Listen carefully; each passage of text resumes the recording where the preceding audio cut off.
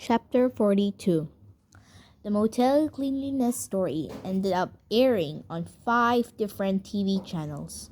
Our investors were delighted that I found a free way to get even with the Magna. But as excited as I was about the coverage, I was even more excited about Lupe coming over.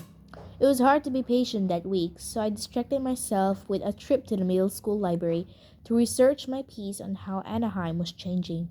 I was determined to impress Catherine with my expanded 700-word column and get it published in her paper. "Hi, Mrs. Stevens," I greeted our librarian.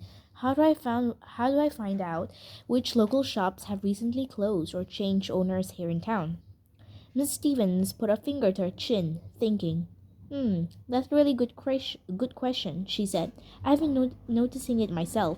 The coffee shop I used to go to over on Coast and Lincoln, Maria's Coffee and Pastries, it's now Dunkin' Donuts." I opened my notebook and started taking notes. I think the best way to research this would be to compare the local business directory this year with one from a few years ago. Mrs. Stevens went on, leading me to a set of files with business directories. Her long brown hair, tied up in a ponytail, swung as she walked. What is this for?" she asked as she pulled out the directories and handed them to me. "It's for a column I'm writing for the Anaheim Times," I told her, feeling very grown up. She raised her eyebrows, impressed.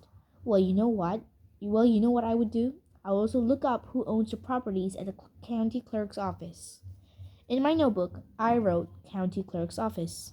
"It's over in Santa Ana," Mrs. Stevens added. "Not too far from here." "Thanks," I said, jotting that down too. What a difference it made having a professional librarian at my school. I sat down and started working, reading the directories all through break and lunch, writing a long list of business that had changed hands. Maria's Coffee and Pastries, Lincoln Street Mini Mart, Lorenzo's Car Repair, Joe's Air Conditioning and Heating, Deja's Hair Salon, Mongolia Ice Cream and Frozen Yogurt, Crescent Avenue Gas, La Palma Office Supplies, Carmela's Rosa's Bakery. A few were close to the school. I couldn't wait to stop by and talk to staff. Chapter 43. After school ended, I decided to stop by Mongolia Ice Cream and Frozen Yogurt first. I'd been in Mongolia Ice Cream before, once, with Hank. The owner, an Indian woman, had given us an extra cup and a spoon so we could share one scoop. That afternoon, I walked to the Mongolia shop and found a Baskin-Robbins instead. Inside, a woman with a name tag that said Michelle smiled from behind the counter. "Would you like a free sample of one of our flavors?" she asked. "No thanks," I said. "But can I ask you something? Do you know what happened to the Mongolia ice cream and frozen yogurt shop?" "No, sorry," Michelle said. "I just started working here." A tall, skinny guy with a name tag that said Tawny, manager, came over and said, "You mean Mrs. Sankar's shop? I used to work for her in the summer. She was a great boss." "And where is she now?" I asked. Tawny shrugged. "After the sale, I think she tried applying here as a manager, but corporate had other plans."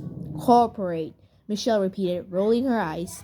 "Why'd you sell it to them?" I asked, jotting all this down in my notebook. "I think she needed the money," Tawny said. "Her son was going off to college, and the rents in this area were going up." "And they didn't let her stay on?" I asked. Tawny shook his head. "No, unfortunately. They didn't even want any of our flavors. She had this really great flavor. What was it again?" Tawny closed his eyes, trying to remember. "Oh, yeah, salted caramel rice pudding ice cream." As Tawny described the delicious salty sweet ice cream Mrs. Sankar lovingly made from scratch every morning, my mouth watered. It reminded me of Jason's miso butterscotch ice cream that he made last year for the school cookout. I bet he would like Mrs. Sankar's recipes. "People used to line up outside the door for it," Tawny went on, "and she always make an extra batch for the homeless." That was kind of her, and reminded me that I noticed the homeless population seemed to be going up recently. I scribbled in an I scribbled a note in my notebook to check out the local real estate prices for businesses like the Mongolia shop and apartments. Tawny sighed, gazing out the window. I hope Mrs. Sunker is out there making her rice pudding ice cream somewhere else. It'd be a shame if she never made it again. He took one of the tiny spoons and scooped a small sample for me. Don't get me wrong, our ice cream is pretty good, Tawny said as he handed me the spoon.